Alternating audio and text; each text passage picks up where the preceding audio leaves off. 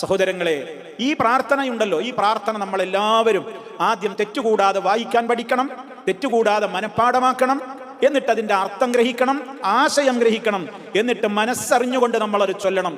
എന്താ അങ്ങനെ മനസ്സറിഞ്ഞ് ചൊല്ലണം എന്ന് പറയാൻ കാരണം, ഈ പ്രാർത്ഥന ആരെങ്കിലും പറഞ്ഞാൽ നബി സല്ലല്ലാഹു അലൈഹി വസല്ലം പറയാണ്, മൻ ഖാലഹാ മിനൻ നഹാരി, ആരെങ്കിലും ഇത് പകൽ സമയത്ത് പറഞ്ഞാൽ, മൂഖിനൻ ബിഹാ, അതിൽ ദൃഢമായി വിശ്വസിച്ചവനായ നിലക്ക്, ഫമാത, എന്നിട്ട് അവൻ മരണപ്പെടുകയും ചെയ്തു, മിൻ യൗമിഹി, ആ ദിവസത്തിൽ അവൻ മരണപ്പെടുന്നു, ഖബ്ല അൻ യുംസിയ, പ്രഭാതത്തിൽ അവൻ പറഞ്ഞു അല്ലെങ്കിൽ പകലിൽ പറഞ്ഞു, വൈകുന്നേരമാകുന്നതിന്റെ മുമ്പ് അവൻ മരണപ്പെട്ടാൽ, ഫഹുവ മിൻ അഹ്ലിൽ ജന്ന, അവൻ സ്വർഗാവകാശിയാണ്, അവൻ സ്വർഗത്തിന്റെ അഹ്ലുകാരിൽപ്പെട്ടവനാണ്.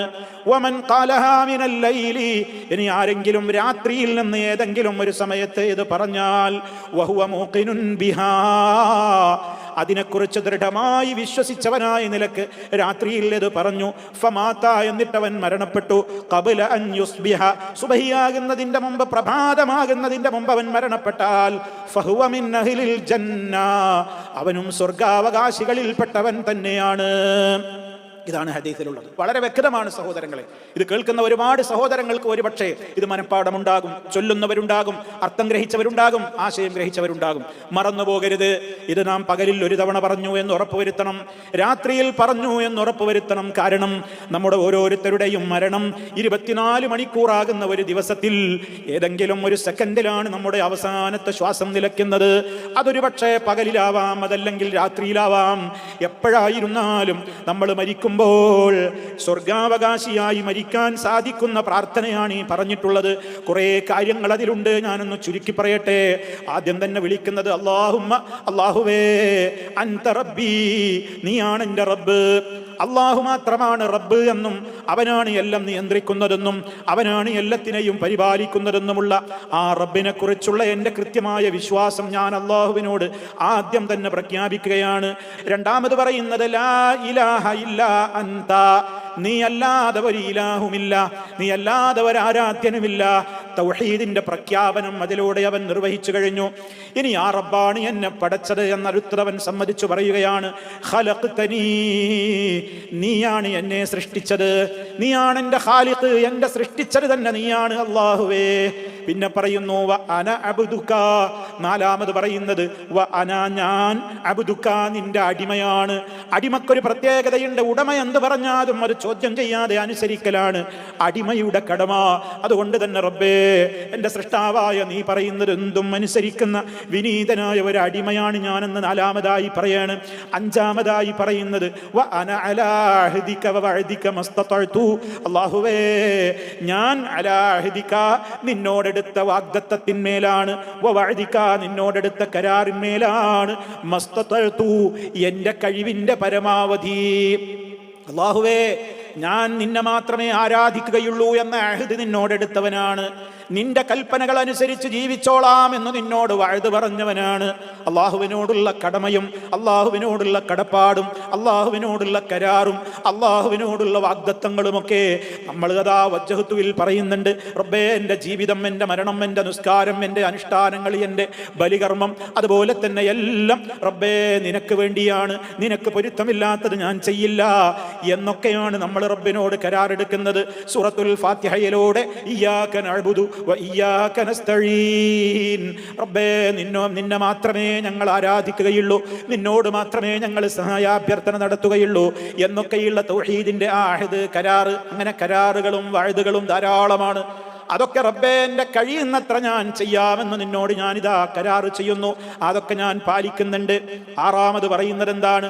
അഊദു ബിക, നിന്നോട് ഞാൻ കാവൽ തേടുന്നു, മിൻ ശർരി മാ സ്വനഅതു, എൻ്റെ ചെയ്തികളിൽ വന്നിട്ടുള്ള ഏതൊക്കെ തിന്മകളുണ്ടോ, ഞാൻ പ്രവർത്തിച്ചിട്ടുള്ള ഏതൊക്കെ പ്രവർത്തനങ്ങളിൽ എന്തൊക്കെ ശർറുകൾ വന്നിട്ടുണ്ടോ, അതിൽ നിന്നെല്ലാം ഞാൻ നിന്നോട് കാവൽ ചോദിക്കുന്നു.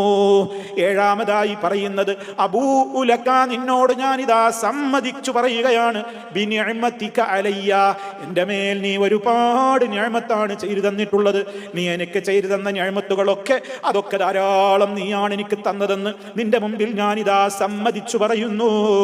എട്ടാമതായി പറയുന്നു, വബൂഉ ബിദംബി, അങ്ങനെ നീ ചെയ്തു തന്ന നിഅമത്തുകൾക്കെല്ലാം കൂടി ശരിയായ അർത്ഥത്തിൽ നന്ദി ചെയ്യുവാൻ എനിക്ക് പറ്റിയിട്ടില്ല.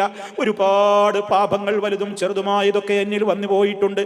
ആ എൻ്റെ പാപങ്ങളെല്ലാം ഞാനിതാ നിന്നോട് കുറ്റസമ്മതം നടത്തി നിന്റെ മുമ്പിൽ ഇതാ പറയുന്നു. എൻ്റെ ജീവിതമൊക്കെ ഉഷാറാന്നല്ല ഞാൻ പറയണത്, എല്ലാത്തിനും ഞാൻ ഓക്കെയാണ് നല്ല ഞാൻ പറയുന്നതല്ല. എന്റെ കുറ്റം ഞാനിതാ നിന്റെ മുമ്പിൽ സമ്മതിച്ചു പറയുന്നു. ആകയാൽ ഒമ്പതാമത് ചോദിക്കുന്നത്, ഫഗ്ഫിർലീ, നീ എനിക്ക് പൊറുത്തു തരണേ. ആകയാൽ നീ എന്നോട് പൊറുക്കണേ. എന്നിൽ നിന്നുള്ള പാപങ്ങളൊക്കെ മാലോകരറിയാതെ ദുനിയാവിലും ആഖിറത്തിലും നീ മറച്ചു വെക്കണേ. ഗഫറ എന്ന് പറഞ്ഞാൽ സത്തറ എന്നാണ് അതിന്റെ അർത്ഥം എന്ന് നമ്മൾ മനസ്സിലാക്കണം. മാലോകരറിയാതെ പാപങ്ങളൊക്കെ മൂടിവെക്കലാണ്, അത് പരസ്യപ്പെടുത്താതെ മൂടിവെച്ച് റബ്ബ് പൊറുത്തു തരലാണ് ഗഫറ എന്നുള്ളത് കൊണ്ട് ഉദ്ദേശിക്കപ്പെടുന്നത്.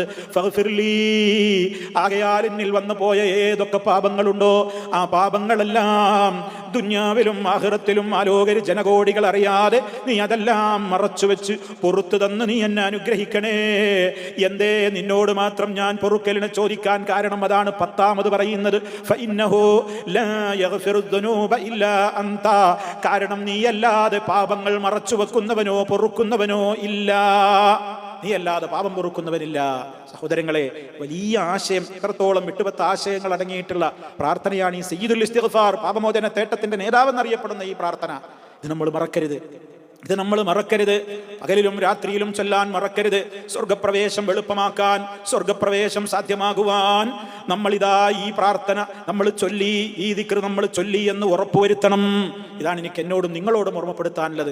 അത് നഷ്ടപ്പെടാതിരിക്കാൻ പകലിന്റെ ആദ്യത്തിൽ തന്നെ ചൊല്ലുക, രാത്രിയുടെ ആദ്യത്തിൽ തന്നെ അങ്ങ് ചൊല്ലുക. അഥവാ മറന്നാൽ ഇടക്ക് വെച്ച് ചൊല്ലുക. എന്തായാലും ഇത് ചൊല്ലിയിരിക്കണം. ഓർമ്മയുള്ളയിടത്തോളം കാലം സഹോദര സഹോദരി ഇത് ചൊല്ലിയിരിക്കണം. അങ്ങനെ നമുക്ക് മരിക്കാൻ അല്ലാഹു തൗഫീഖ് പ്രദാനം ചെയ്യട്ടെ.